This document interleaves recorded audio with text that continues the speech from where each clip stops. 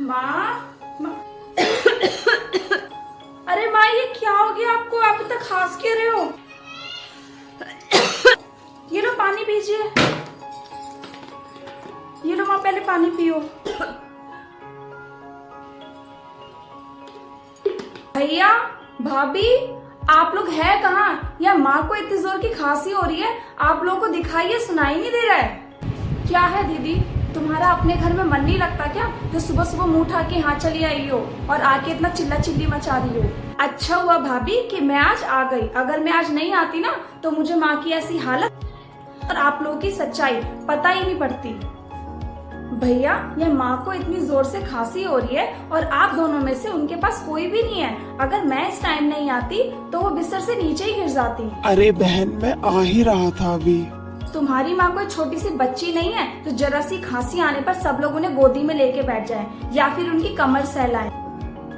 अरे दवा दे दिया है, खाना दे दिया है, खा पीकर आराम करें। अरे इनको तो 12 महीने खांसी की आदत है, कहाँ तक इन्हें देखती रहूं? क्या बोला भाभी तुमने? खांसी की आदत? खांसी की आदत नहीं होती भाभी किसी को, खांसी की बीमारी होती है। और मुझे ना पूरा यकीन है कि तुम लोगों ने तो इनका इलाज भी नहीं कराया होगा। अरे बहना, ऐसा नहीं है। इनकी खांसी बंद ही नहीं होती है, कहाँ तक इनकी दवाइयाँ कराते रहें?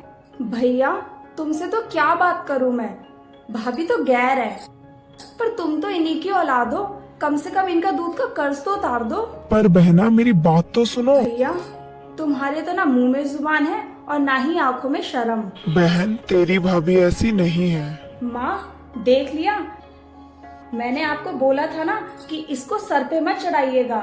अब देख लो, ना तो ये आपकी इज्जत कर रही है और ना ही आपके बेटे की। भाभी, मैंने तो सुना है कि आपके भैया की भी शादी होने वाली है ना, तो मेरी भगवान से ना यही दुआ है कि आपके भैया भाभी ना आपकी माँ के साथ वैसा ही बर्ताव करे जैसे कि आप मेरी माँ के साथ कर रही हैं। चुप करो तुम, अगर मेरी भाभी मेरी माँ के साथ ऐसा करेगी ना तो उसको तो मैं मुंह तोड़ दूंगी। वाह भाभी, अपनी माँ के ऊपर बात आई तो कितना बुरा लग रहा है। ऐसे ही भाभी, ये भी मेरी माँ है, मुझे भी बहुत बुरा लग रहा है ये सब देखकर। और मेरा भाई तो भूल ही चुका है कि ये इसकी भी माँ लगती है। और रही बात मुंह तोड़ने की, तो मुंह तो मैं भी तुम्हारा तोड़ सकती हूँ, और मुंह क्या, मुंह के साथ साथ हाथ पैर भी तोड़ सकती हूँ। चलिए माँ, अब मैं आपको यहाँ पे इन लोगों के साथ 1 मिनट भी नहीं रहने दूंगी। अरे हाँ हाँ, ले जाओ ले जाओ, वैसे भी ऊब चुके हैं हम इस मुसीबत से। भाभी, मुसीबत तो आएगी अब तुम लोगों के ऊपर, क्योंकि ये घर ना मेरी माँ के नाम है, इसलिए माँ को तो मैं लेके जा रही हूँ, पर 1 हफ्ते के अंदर ना ये घर खाली कर देना। अरे पर हम जाएंगे कहाँ? पर ना पुलिस और वकील के साथ आऊंगी, तुमको और तुम्हारी ये बीवी को धक्के मार के इस घर से बाहर निकालूंगी। समझ में आया? चलिए माँ, चलिए मैं आपका सामान बांध देती हूँ, आप फटाफट खड़ी हो जाइए।